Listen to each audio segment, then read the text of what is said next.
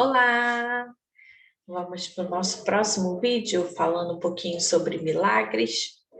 Eu vou compartilhar a tela aqui. Hoje está bem extenso, mas eu preciso explicar, né? Falar esses 3 pontos aqui que está em Gênesis para a gente começar, né, a falar um pouquinho. Que diz o seguinte: depois, está lá em Gênesis 15, de 1 a 5. Depois destes acontecimentos, veio a palavra do Senhor a Abraão numa visão e disse: Não temas, Abraão, eu sou o teu escudo, e teu galardão será sobremodo grande. Respondeu Abraão: Senhor Deus, que me haverás de dar se continuo sem filhos, e o herdeiro da minha casa é o Damasceno Eliezer? Disse mais Abraão: A mim não me concedeste descendência, e um servo nascido da minha casa será meu herdeiro. A isto respondeu logo o Senhor, dizendo: Não será esse o teu herdeiro, mas aquele que será gerado de ti será o teu herdeiro. Então conduziu até fora e disse: Olha para os céus e conta as estrelas, se é que podes. E lhe disse: Será assim a tua posteridade. Aí a gente vai pular um pouquinho a história. Lá em Gênesis 16, de 1 a 4, diz: Ora, Saraí, mulher de Abraão, não lhe dava filhos. Tendo, porém, uma serva egípcia por nome de Agar, disse Saraí a Abraão: Eis que o Senhor me tem impedido de te dar à luz a filhos. Toma, pois, a minha serva, e assim me edificarei com filhos por meio dela. E Abraão a uniu ao conselho de Saraí. Então Saraí, mulher de Abraão, tomou Agar, egípcia, sua serva, e deu-a por mulher a Abraão, seu marido. Depois de ter ele habitado por 10 anos na terra de Canaã, ele a possuiu e ela concebeu.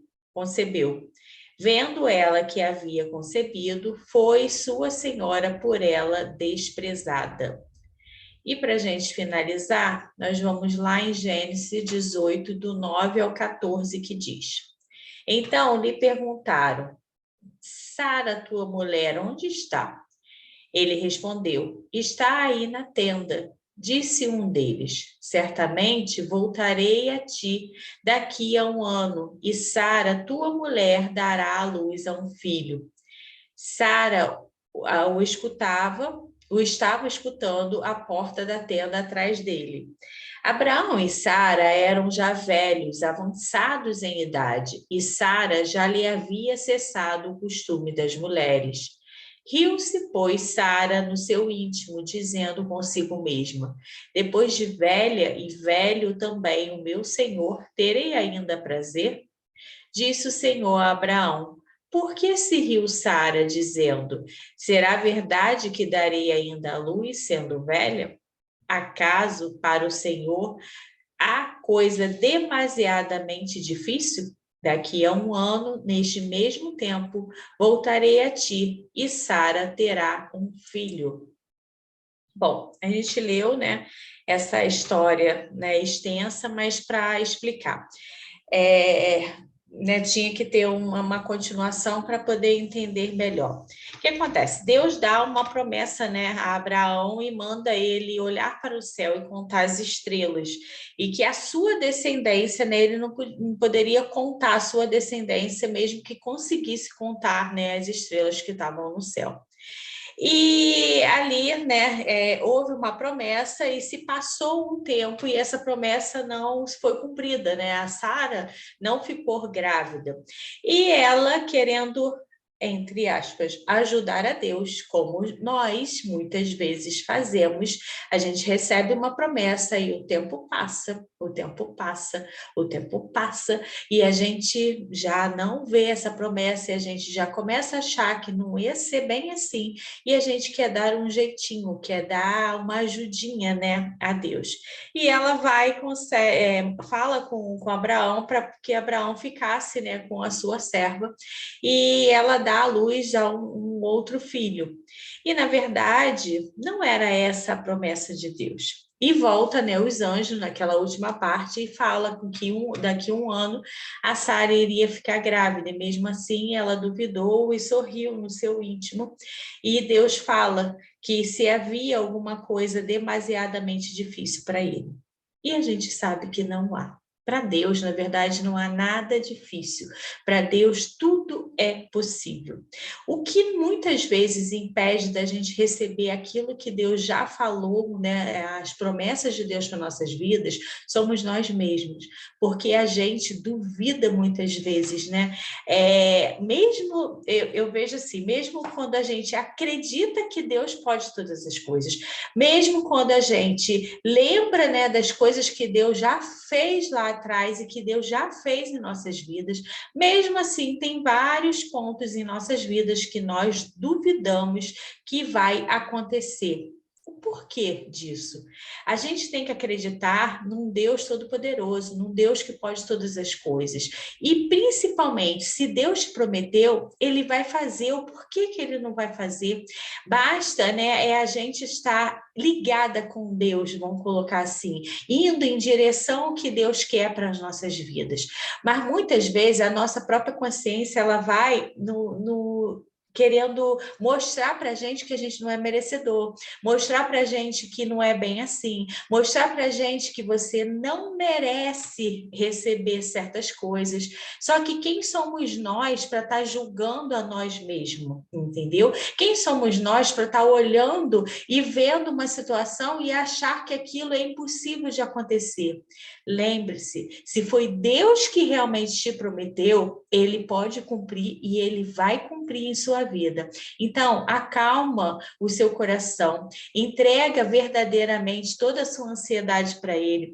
Vai lá naquele versículo que eu de vez em quando eu falo, né, em Filipenses 4:6 e 7, que diz: não andeis ansiosos por coisa alguma. Porque a ansiedade, ela atrapalha, né, todo um processo.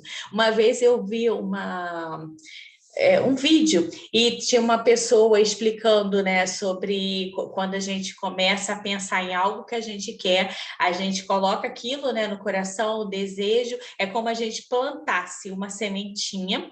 Então, vamos colocar aqui, Deus colocou algo que vai te dar algo. Aí é como fosse uma sementinha plantada ali na terra. E só que a nossa ansiedade é como toda hora a gente fosse lá e cavucasse para ver se aquela sementinha está germinando ou não. A partir do momento que você tira a terra, a partir do momento que você fica ansioso, você atrapalha todo o processo. Se Deus prometeu, ele vai cumprir. Se Deus prometeu e ele vai cumprir, o porquê que você está nervoso e ansioso das coisas acontecerem? Se você fizer de acordo com o que Deus está querendo que você faça, é o que eu falo. Tenha intimidade com Deus. Intimidade com Deus é o quê? É você ter um sentimento com Deus, vamos colocar assim, uma continuação, não é de vez em quando, mas sempre você está interligado com Deus, querendo ouvir aquilo que Deus quer para a sua vida. Você começa a plantar, né? A semear coisas de acordo com o que Deus quer para a sua vida. E você vai caminhando, é um processo, é um processo. Por que você vai ficar ansioso? Você vai receber com certeza aquela promessa que Deus te fez, porque para Deus não há nada impossível. E se você está se moldando de acordo com o que Deus quer, você está caminhando e fazendo as coisas que Deus quer, por que você tem que temer? Por que você tem que ficar ansioso? Vai lá, né, em Filipenses 4:7 e diz que a paz de Deus, que excede a todo entendimento, venha sobre a minha mente e o meu coração. Então, toda vez que a ansiedade vier, você vai fazer essa oração, né? Que é um versículo qual você pode orar, que a paz de Deus venha sobre a minha mente e o meu coração em Cristo Jesus. E você fique tranquilo, esperando que Deus vai fazer. Lembre-se, para Deus não há nada impossível, para Deus não há nada difícil. Então, para que temer? Ele é um Deus todo-poderoso que pode fazer qualquer coisa, mesmo que você não enxergue nada lá na frente, mesmo que você não entenda como pode isso acontecer. Mas se Deus te prometeu, acredite, ok? Então, até o nosso próximo vídeo.